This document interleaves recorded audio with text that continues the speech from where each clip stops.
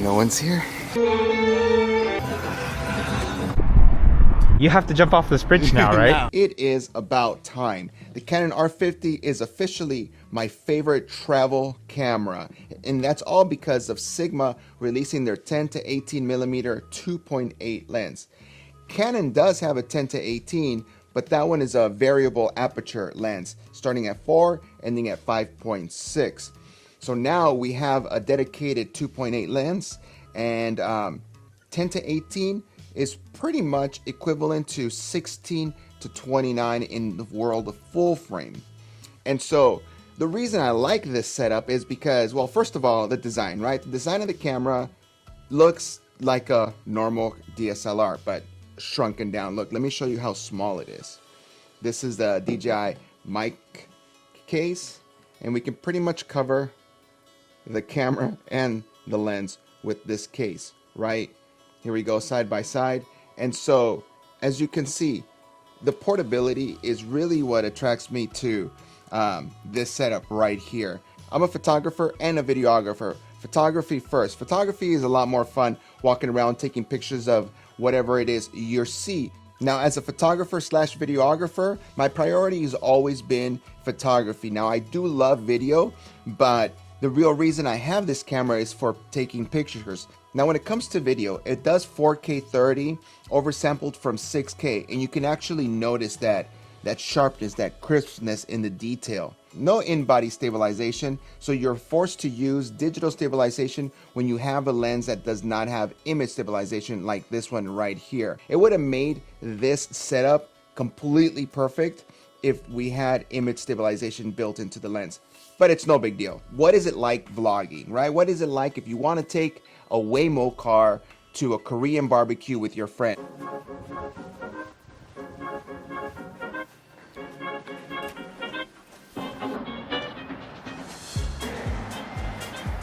Right this way, sir. Okay. No one's here.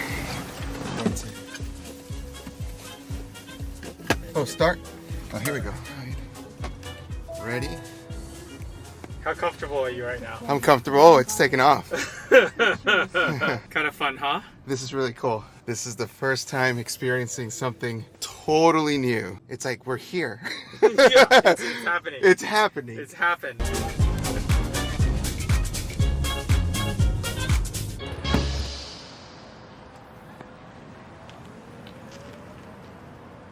How much was that? 13 bucks? 13 bucks. Yeah. And it took us an 18-minute drive. Yeah.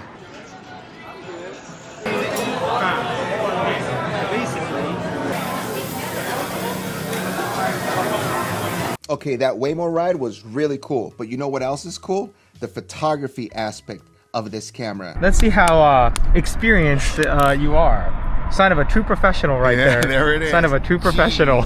You have to jump off this bridge now, right? No.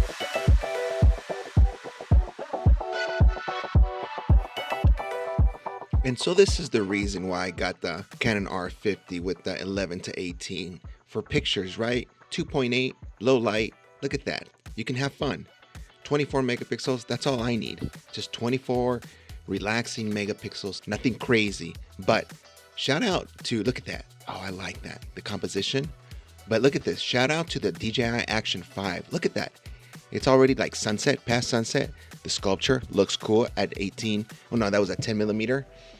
That was also at 10 millimeter. Low light, Sigma. Yeah, no, I'm having fun.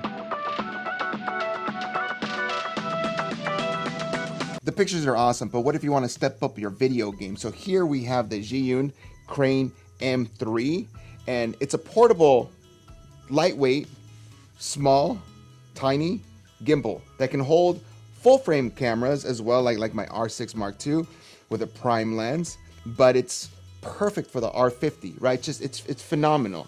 So what is it like shooting with this guy, doing video, and we turn off the image stabilization and just walk around and have a good time? Here, let me show you what it's like.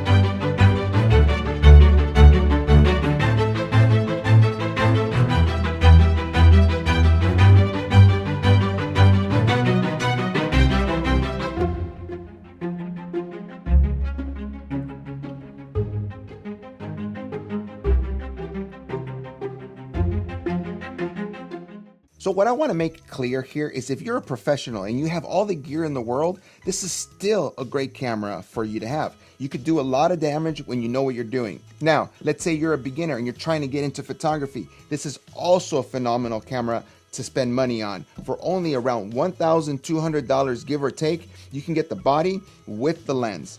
And trust me, that's a killer deal. You'll be able to do a lot of damage with this setup. Not only that, you'll be able to use this lens on your future, full frame cameras as well. So for example, I put this 10 to 18 millimeter on my R6 Mark II and then put it in crop mode, 4K.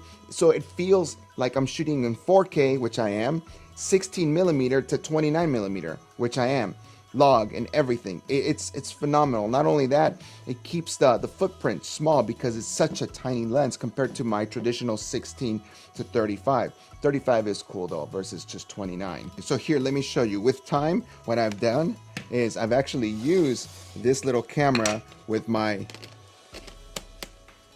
28 to 70 2.0 lens or 70 to 200, but it's really funky when you put it on the 800 millimeter. That's dope. That's funny, but it works. 100 to 500. Look how small it is. Aperture. F4 to 7.1. Why do you keep putting your biggest lenses on your smallest camera? Dude, I love this camera, man.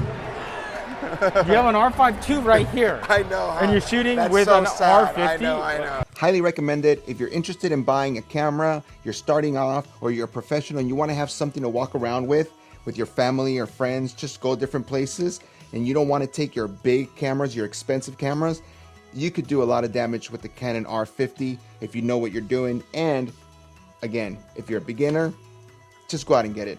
Canon R50, walk around, get some practice. If the lens is too expensive, maybe get a 16 millimeter prime, which is equivalent to like a 24 millimeter with the crop. The Canon R50 is my favorite camera as of today, right now, until something else comes out.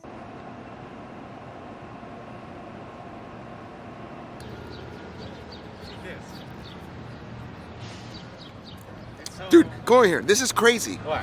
No, I know exactly, right? That's why I told you to like get this shot of like across the street. I'm getting spotlit like it's a fashion.